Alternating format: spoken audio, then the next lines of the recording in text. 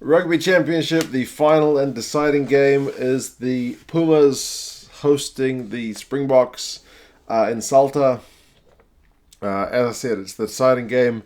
It's all in the Springboks' hands for this one, no matter what happens in that match between the All Blacks and the Wallabies. If the Springboks can go into Salta and get a bonus point win, they will get some silverware, which they have not had in their trophy cabinet for some time. So it's definitely advantage Springboks, I think, even if they just get a win, barring a big blowout in that game between New Zealand and Australia.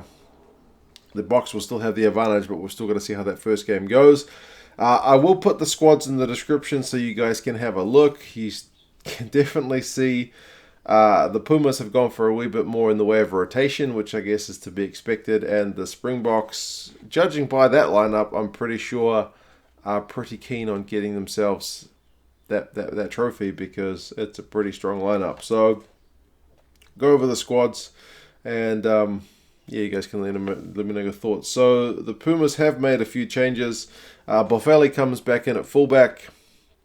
It is the time to rotate because they're not going to be able to get this trophy, but I suppose they can, increase their World Cup preparations here. So Boffelli is at fullback. Cordero remains on the wing, as does Moyano on the other wing. So it's just the one change in the back three. Midfield is the same with Moroni and De La Fuente. And 9-10 combo is the same as well with Cubelli and Sánchez. So apart from that one change at 15, it's all across, all the same. And Tukalet is actually still on the bench, so he's still in the squad. In the forwards, Creevy comes in at hooker. He's back from injury. Titus, Chaparro, and Figallo remain the props as per the last game. Alemanno steps up from the bench and he gets a start. And Kremer is back in the squad. They gave him a bit of a break, so he is in the locks as well. So it's a brand new locking duo for the Pumas. And Petty is on the bench for this one. There's no Lavanini for this one. He's having a rest, which I guess is not a bad thing because he has played a lot of rugby this year as well. Matera, who's been excellent this season, is still there at 6. Isa is still there at 8, but they've brought in Ortega Desio at 7. Udo Paletta has come in on the bench as well, which is a good thing because he's been struggling with a bit of an injury, so it's good to get him in the squad as well to see how he goes. Rest of the bench, all very familiar names. Good to see Bertrano back as well because he's had a long time off with injury, but that means Escura drops out of the match day 23. So a few changes. Springboks, not so much. All the backs are the same. So it's still De Klerk and Pollard 9 and 10. Delende and Arm midfield. Mapimpi and Colby wings. And LaRue at fullback.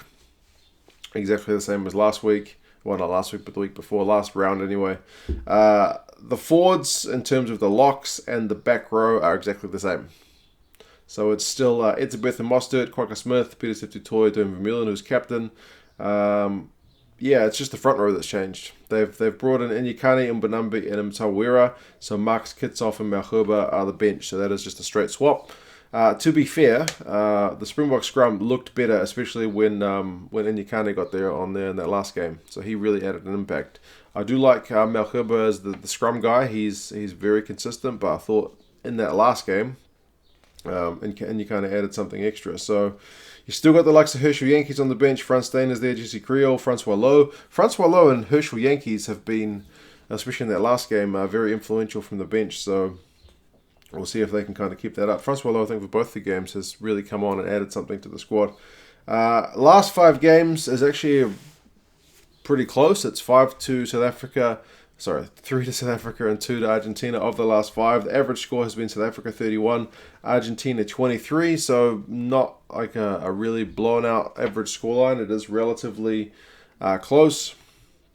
The bookies have got the Springboks for this one by 5 points. Rugby Forecast has got South Africa by 6 points. So South Africa are the favourites despite being away from home. Interestingly, their record at Salta, I think the last time they played there, the Springboks won. The time before, the Pumas won. The time before, the Springboks won. So they seem to alternate. If that alternating thing keeps on track, then the Pumas could be giving a bit of an upset here for the Springboks. But you look at the way Rassie Erasmus has picked that squad, and he's definitely going for the win. I guess it makes sense.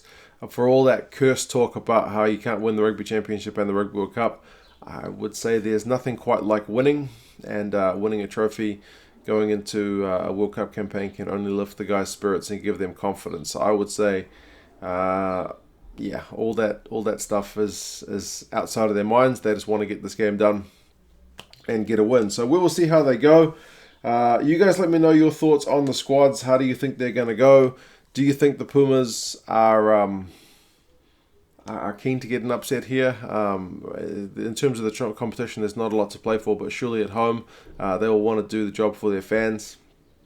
South Africans, how important is it to you to secure the Rugby Championship, or is it all kind of secondary as long as the team does well at the World Cup? You guys let me know your thoughts, and I'll talk to you again soon. See you later.